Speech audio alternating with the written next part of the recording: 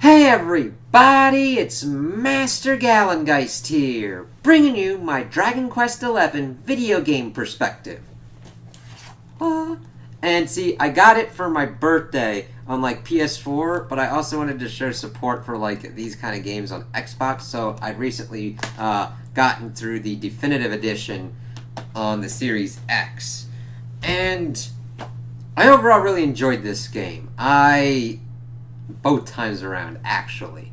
It's definitely a kind of cool JRPG that does the usual kind of trappings of like turn-based combat and the usual kind of fantasy kind of setting that Dragon Quest is known for.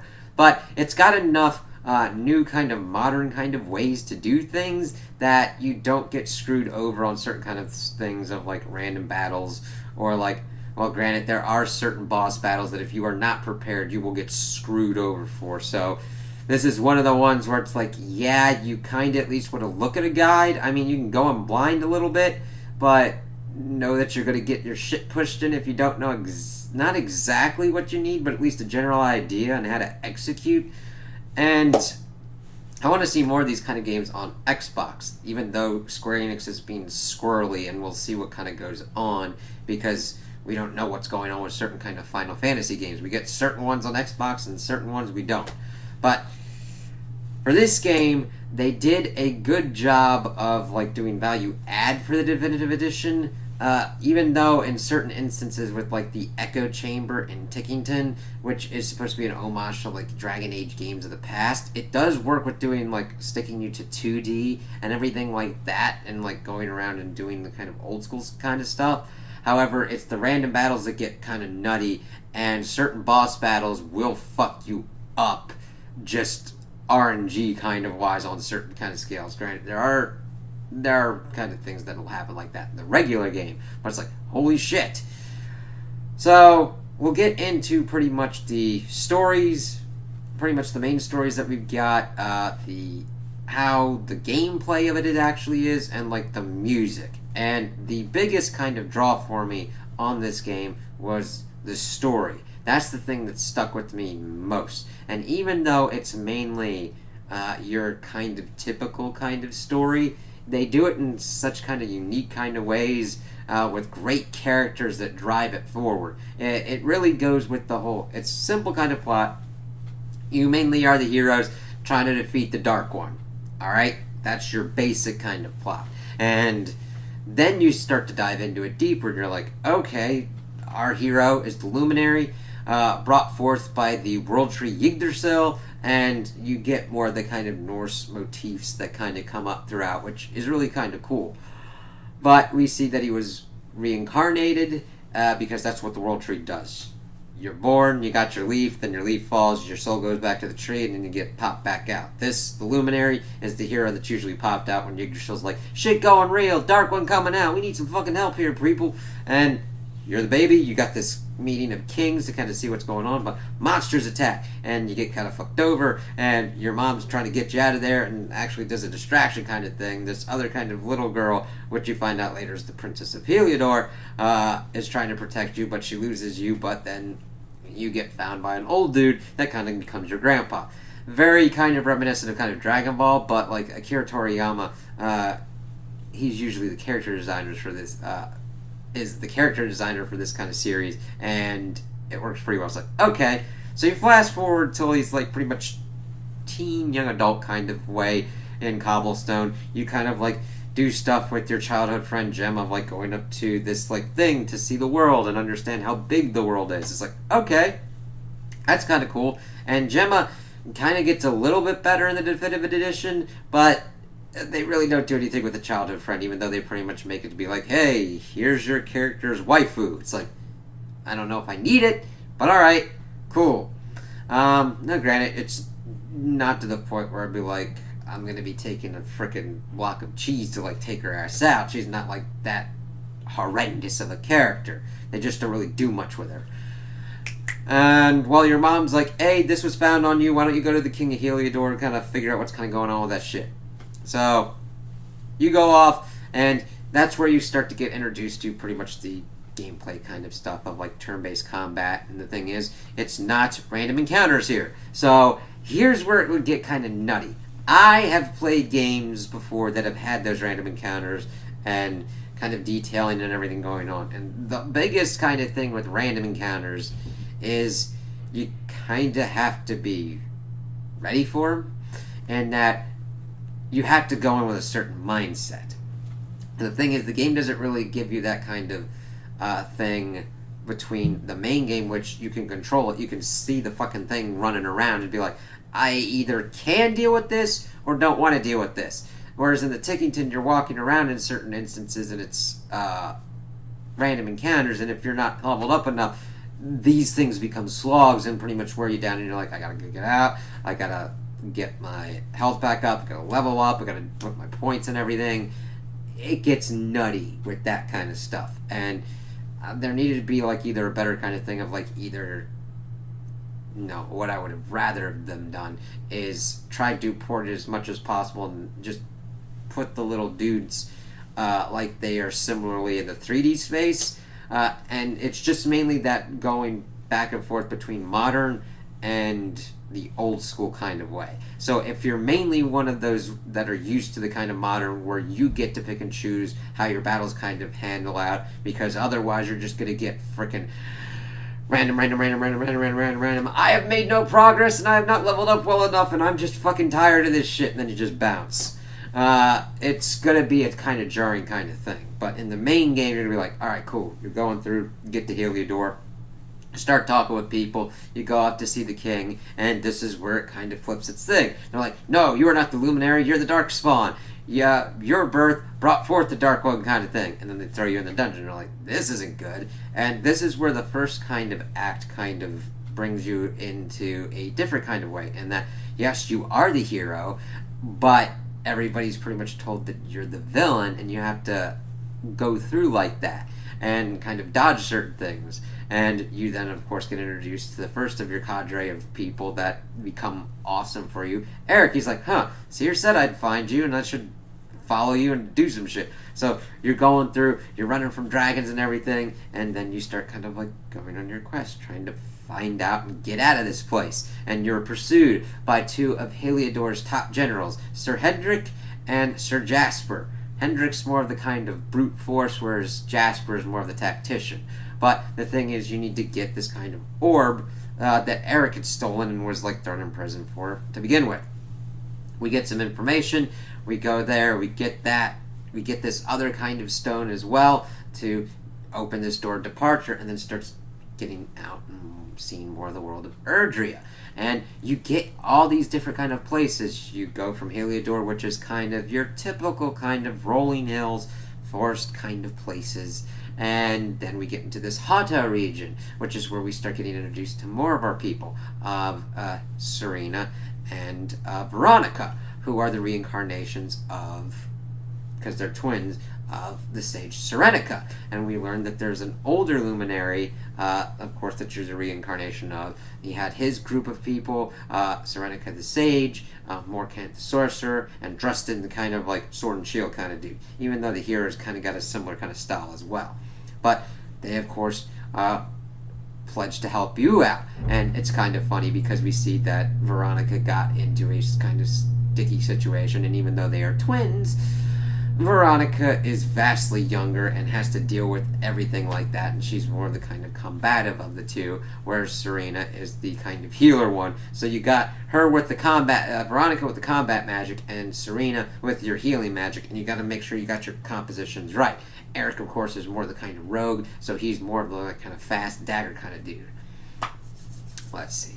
So then you are starting to kind of figure out, all right, we got to get at these. We got to get around. We got to get these orbs. Well, first, we got to get this rainbow thing. So they go to Gallopolis to kind of see what's kind of going on there. They get introduced to Sylvando, who's essentially this entertainer knight who's fucking awesome and just like really brings a smile to your face with all the kind of crazy antics that he can ensue. And of course, you got to help the prince out in his race, of course, for his birthday to prove that he is a knight. And then there's this monster that pops up that is terrorizing Gallopolis, so you help out the prince with that before Sylvando eventually joins your cadre at the end of the whole kind of quest thing. He's like, you know what, I want to help you. And the thing is, they're like, shit, you want the rainbow? I had to sell it so that way I could do this whole kind of party for my son. So we then go to Gondolia to kind of see what's going on there. Help this little kid out who's been cursed because he can't speak anymore. And they're just like, yeah, okay, cool. That's of course when Jasper kind of pops up and be like, yeah, I'm gonna fuck your shit up. It's like, no, thank you. You're able to help your people out. We see that Sylvando's got this ship, and it's like, okay, that's kind of cool. And we're kind of going around, and that's, let's see here. The rainbow. You're still trying to find the person that had the rainbow, so you got to go to this place, Porto Valor, and you're able to get it opened up, and you're like going around. You go to Svardsrust to kind of see what's kind of going on there, and you eventually get to Octagonia, where that's the prize. The merchant who got it sold it to them, and they've got the top prize, and they've also got one of the other orb things. It's like, what the fuck's going on with these orb things?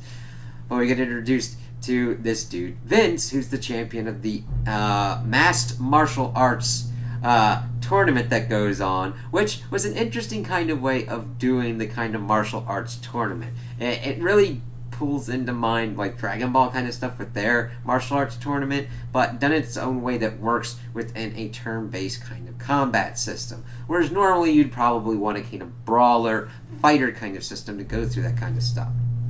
But we get introduced to Rab and Jade. It's like, what the hell's kind of going on with these two?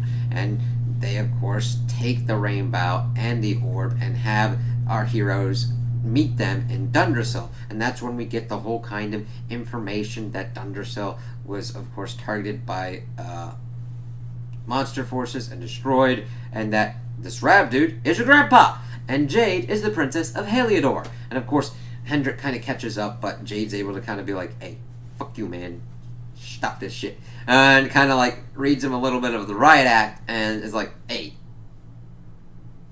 you're in the wrong side here. And it's really kind of cool because we see Rab detailing that he lost, of course, his daughter Eleanor and his son-in-law Erwin. Those are the Luminary's parents. And doing this sweet kind of little ceremony to help move the dead on to go back to Yggdrasil and get back into the World Tree. Now, granted, it's a little bit more complicated than that because in certain kind of instances, you're like, those are still around. But you'll kind of see it. And, yeah, it's kind of an inconsistency, but it still works out well enough to be like, alright, let's see how this works. But the Luminary almost like got thrown away again, but we see Jade's character going like, I'm not letting you go again, and like helping him and protecting him. So then you're moving around, it's like, alright, we gotta get these orbs, because the rainbow shows pretty much this thing leading to Yggdrasil to lead us to the rest. It's like, alright, let's go around. We start going around to get pretty much all the rest of the orbs, going to like Sniffleheim to help out this kingdom that's been frozen and dealing with a witch, and that was pretty kind of cool. Let's see here.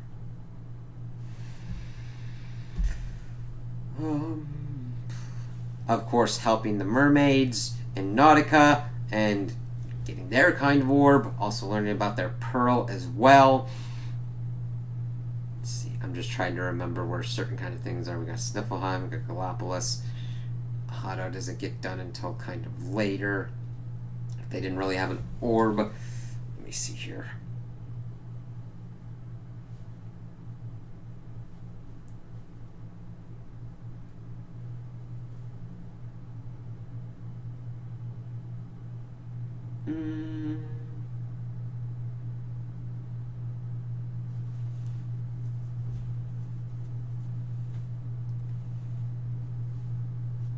Let me see here.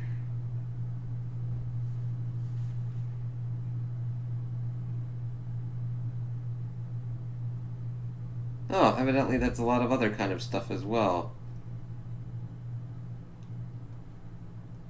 Oh yeah, there's one that's like just randomly one of the monsters just found it pretty much, and you have to take them out too. Um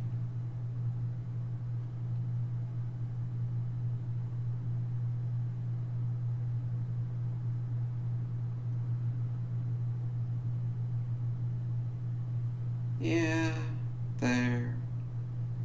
But, like, you go around, you help people, you get the orbs. Sometimes just randomly in certain kind of things. It's like, oh, okay, but you're just, like, going around the regions. I never felt, like, really screwed over in getting into certain regions, but mainly I follow guides. But you get the orbs, you get the whole thing done with the rainbow, and you go to Arborea, which is where Serenica pretty much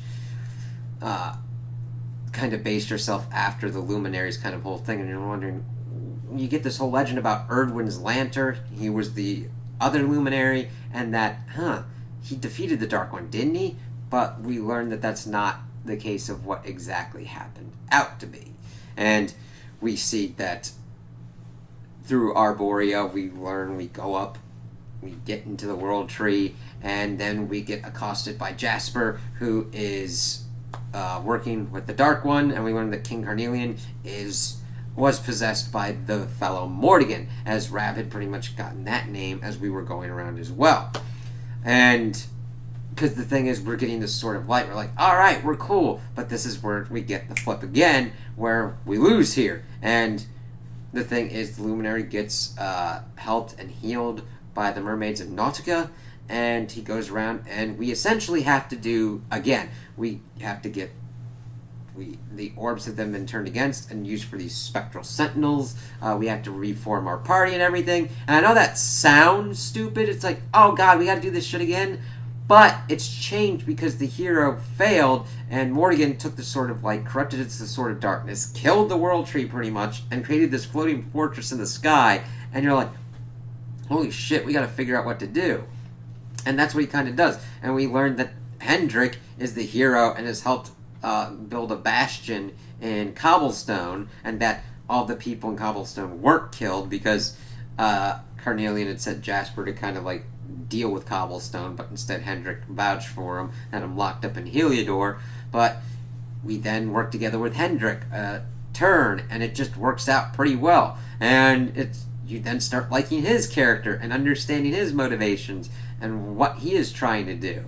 And then you travel forth with him, gather your people. You see how everybody kind of dealt with the fall of Yggdrasil.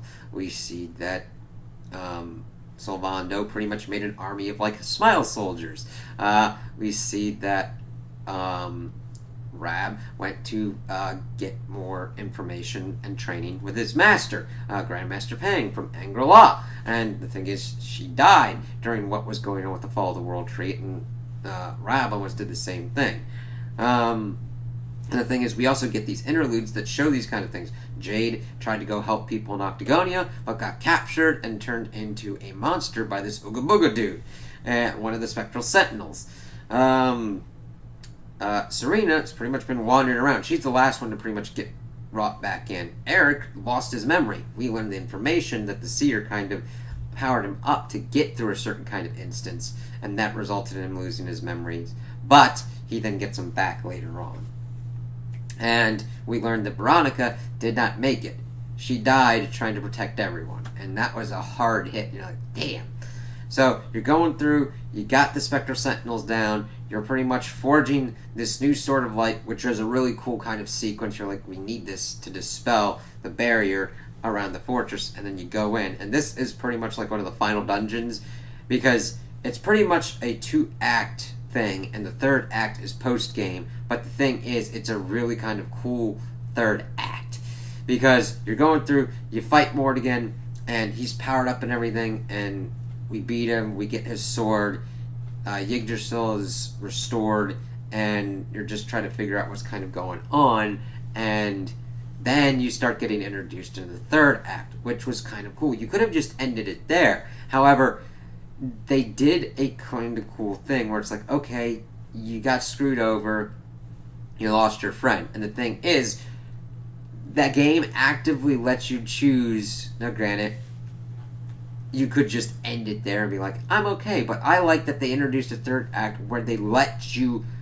earn the happy endings for everyone involved. Because you see people get screwed over. Hado loses its kind of guide in the village of Miko because her son had got turned into a dragon, and she made bad choices with pretty much feeding the dragon people, and she couldn't figure out how to change him back, but instead sacrificed herself, and he then eventually retained his human form again, but not before realizing that he had killed his mother. It was a whole fucked up situation. Like, goddamn. But in the third act, you start seeing these things about these Watchers and learn about time, and you utilize your luminary powers to go back. And you have this Sword of Darkness this time, and it helps you be like, yeah, fuck this shit. We're gonna do this shit right and get these like happy ass endings. So you're able to beat Jasper, you beat Morrigan, but however, this starts to change things as well because this other dude popped up, and we learn that Morrigan destroyed Erdwin's lantern as it was descending in Act 2, and that this was actually the Dark One, Kalasmos, and that Morrigan was Morkant, who was pretty much mind screwed by the Dark One to kill the Luminary and stop him from finally defeating Kalasmos. And that what set everything into kind of motion. Erdwin's dead. We learned that this timekeeper who keeps time is Serenica, which does kind of confuse the fact of like how she can be reborn if she got turned into like this kind of other kind of entity, because her soul would essentially still be in that kind of entity kind of phase, so it really wouldn't go into the world tree to then be reborn. I still like it, even though it has this kind of weird problem, but you go back in time, you fix all these different kind of things, you have Veronica alive, you get to level up your people, and you get to fight the actual Dark One, Kalasmos, and that's a pretty epic battle. Now granted, you do have to take it into certain kind of instances with the turn-based combat, which in the Definitive Edition you can speed up the time so that way it doesn't take forever. Now granted, in most turn-based ones you usually want to take your time to make sure you're making the right decisions. So it's really kind of weird. It's definitely more slow paced for certain characters, whereas Persona, you still have to make those kind of choices, and I'll do a Persona one as well and talk more about that one. But that's kind of more fast paced turn based combat, whereas this one I did pretty much essentially up the time for it because I'm like, I know what I'm doing, and I'm trying to get like the gear and everything that I need. And this is the thing, you have to make sure you have the correct gear for this kind of stuff, especially with these endgame bosses that you get in like the Echo Chamber and Kalasmos and all that. Otherwise, you're going to get screwed over. And make sure that your skills work out in the same kind of way as well. Otherwise, again, you're going to get screwed over. So you do get this kind, there's a couple mini games. There's just like this casino stuff, which I prefer when mini games are not mandatory. They are mandatory in this one with the casino because you need it to get certain kind of things or to even complete certain quests. In Octagonia, instead of becoming an MMA kind of thing at the end, it gets turned into a casino, and one of the quests is you have to hit the jackpot for something, and that's for a quest, and that RNG was fucking shit sometimes. Though granted, in the Definitive Edition when I was doing this other play on my Xbox, I got it like I did one reload and I got it and I was like, okay, that's Lucky's fucking shit. So it's like, okay, so you got to do all this kind of stuff to try and get all this kind of like tokens to get certain kind of things of like things to craft things or things to make sure that you can like level up your shit really fucking fast. Always do metal slime farming. Even though I am new to this series, I learned that fucking shit, and it's just like, it's so fun to well execute that shit and jump like 5, sometimes 7 levels in a shot. And you're like, yeah, let's do this. Yeah, let's do this. And the thing is, you definitely want to get up to level 99 so that way your forging can work out and you can forge ultimate kind of weapons. Now, again, the RNG kind of aspect does fuck around and screw around with certain shit when you're kind of doing the forging. Because the thing is, you want to shoot for +3 as much as possible. Otherwise, you have to rework it because that's the best kind of shot. And granted, sometimes there's not that big of a difference, especially with the early kind of shit that you get. But it was still kind of annoying that you're trying to do this thing and you're like, okay, that definitely should have turned out +3, and it didn't. And then you just keep reloading to kind of get to it. So it would get annoying with that kind of RNG aspect to it. But then when you got it done, you're like, all right, let's fuck that thing up. Kick that thing's ass. And you get all these kind of happy things. Veronica's alive. You help Hato in a good way, where the mother and the son are alive. Sniffleheim works out. Cobblestone gets rebuilt. Uh, let's see. You help the mermaids, and you help this Kai and this Michelle character. It really works out because you actively work for it and you create these happy endings. You even help Serenica get sent back to make sure that she is able to get her happy ending as well. Now, granted, the time traveling aspects are kind of nutty doodah and aren't as well defined, which does annoy me to a certain extent. But the thing is, it's more like you already got what is a good story, and this is you not doing like a fanfic, but working towards making the best ending possible. And it works for me because these are the kind of happy endings that I'm glad to work for and towards and to get them and experience them because I am drawn to the characters. I see how Eric responds to having his sister back. I see Sylvando reuniting with his father and having a good time. And in a different kind of way than in like Act 2. Let's see here. Hendrik and Jasper hashing out their differences, even though Jasper gets fucking killed, and you kill his ass because of everything that, well, you kick his ass at Yggdrasil, and then Morrigan kills him, even though in the before you kind of kill him when you're going to assault Morrigan in his fortress. Let's see. That pretty much fuses everything story-wise and that. And then, of course, this music is well done with like the main kind of theme that kind of hits out with the heart that Serena does that just gets me every time, where it really has that nice combination of bittersweet, where you understand the pain that goes on in the story, but also the like awesome triumphs that kind of work out as well. And I understand that like the first time this came out, people had issues with the music, and I could get that to a certain extent, but the thing is, I wasn't like that much into what was the problem, so I didn't get that kind of problem. Though granted, I did like the music in both kind of instances, and I'm like, yes, please. These are just nice kind of tunes that I'd be like humming or like whistling to myself, and I'm just like, yeah, this is kind of cool. I love this music, and it just worked out. And it just brings you into like certain moments and certain characters and what's kind of going on. It's that kind of complete package, and it looked and played great on the Series X. I moved it over to the internal SSD, so loading was fast. I don't think there was really that many like optimizations done for the Series X, but it still ran and played kind of great, and I just loved seeing it. And granted, I didn't really have any issues with the PS4 version when I was playing it on the Pro, so I just had a good enough time on kind of both of them. Let's see here. Anything else? I just really like seeing the story and seeing the characters play through this. Like, when I'm talking about certain kind of stories, usually there's kind of an archetypal kind of like simplest kind of approach. Of course, like the light versus the dark. This is that kind of story. But what makes it and what does its own kind of thing is how the characters move through and interact with each other and to the choices that certain other characters make. And going throughout and seeing that play out works very well for me here, at least in what I saw. Now granted, that isn't everybody's cup of tea. This isn't the most kind of realistic kind of story, though it does at least show the realism of like a son going a different kind of route as a knight than the father and having them kind of clash on that. And same with like a brother and a sister with Eric and his sister Mia.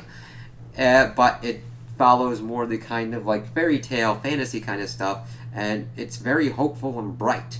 Even though there is darkness in this, they do balance that out.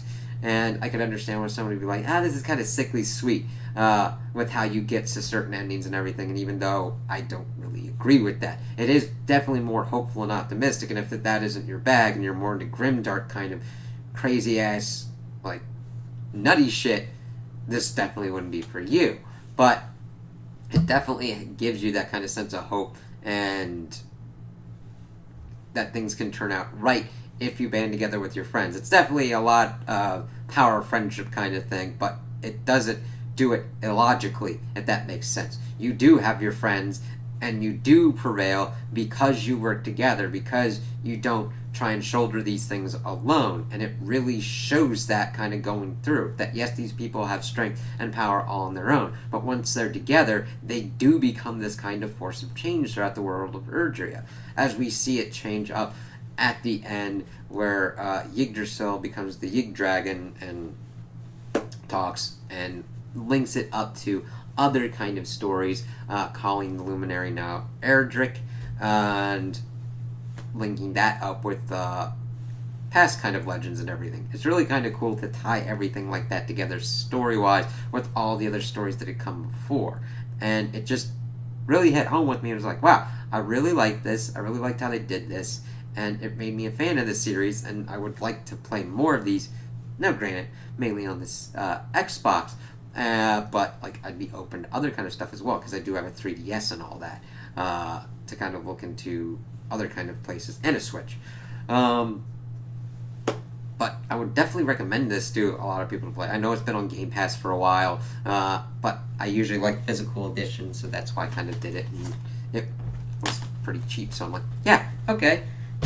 And I still had a fun time with it. I normally avoid replaying certain games like this. However, I wanted to show them that I want to support this kind of stuff. I mean, I got all the achievements and everything, because I also got all the trophies on PS4, and it also helps when I want to talk about the game if it's been a while since I've beaten it, and I played through it. Granted, this is a beefy one. It takes you like a couple hundred hours if you really get into it. But you can go through it faster if you're just like, I don't want to do this other kind of stuff. I don't want to hunt achievements. I don't want to do these kind of like certain kind of side quests. That is why a guide is helpful, is where you'll be like, I don't know if I want to do this side quest. If you want any of the little story or you don't. And if you don't, that's cool. And to see if you're like missing out on any kind of like good kind of gear that'll help you kick ass and take names. Prioritize it that way. But yeah, I would definitely recommend this to I mean, it is G14, but I'd like recommend this to a lot of different people, especially if you want to see if you're into JRPGs, because this is like a typical one, and if you don't like it, that would definitely give you a good kind of basis on if you would be into JRPGs or not. You know what I mean? Where there's just certain kind of like ones that are like, okay, this is your typical JRPG experience of like turn-based and everything. Though granted, if you don't like this, I would also then kind of recommend to potentially go to like the Persona series, like Persona 5 Royale, because it is different, it has different kind of things, it's set modern, and it kind of plays around differently. It still has the turn-based combat, but it might be the kind of flavor that you would be looking at versus this one, which is more sword, sorcery, all that kind of stuff. And if you're not into that stuff, that's cool. There's all different kind of ways to do all the different kind of things.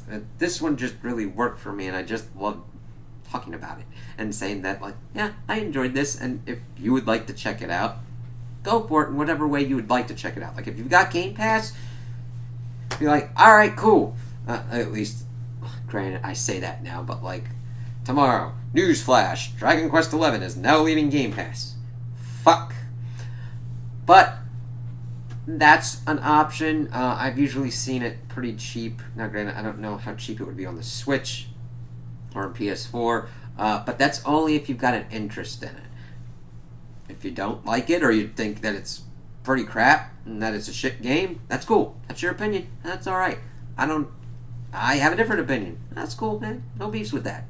But I like this, and I would like to see more of these kind of games on Xbox. And that's why I played it and wanted to talk about it again, and just what I enjoyed, because everything worked for me here. Story, gameplay, music, all the kind of stuff. When all that's firing well in a game, I'm having a good time, man. Now, granted, are there certain aspects where it's grindy and it kind of took longer than it really needed to? Sure. But I did not hate my time grinding, which is what has happened in certain other games. Like, could it have used some tuning on certain things? Definitely. I will not argue that kind of fact. However, I didn't feel like I wanted to, of course, if I had another choice, to age a block of cheese to pretty much deadly kind of hardness and start bashing my head in. I have had certain games with grinds like that, and it's fucking horrendous. This is not a game like that. So, at least for me, granted, you could be different, and you could be like, this grind was fucking nuts, and I'd rather staple my asshole to my elbow. And that's cool. If that's how you feel about it, don't do it. Okay? I've had enough games where people have told me, this is the best thing ever, and it just didn't work for me, and I'm just like, you know what? I'm good. And then sometimes I like blast through just to see, like, get through. Don't force yourself through certain kind of games just because for gamer cred or whatnot. If you're not having fun, don't play it. That's become my philosophy for things. I had fun with this so much, I did it twice. If you're not having fun with it, don't play it. That's cool, man. Not everything's for everyone, and that's alright. But, yeah. So those are my opinions on the game. Tell me what you guys think in the comments below. If you liked it, if you didn't like it, if you agree with me, if you disagree with me. Also, like and subscribe, and I hope you have a good day.